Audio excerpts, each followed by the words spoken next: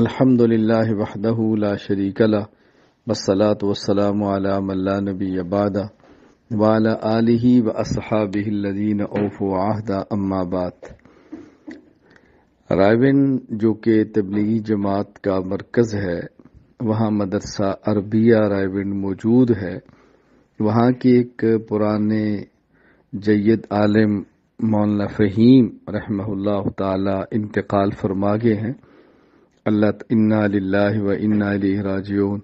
ان للہ ما اخذ ولہ ما آتا وکل شیء عنده باجل مسمی۔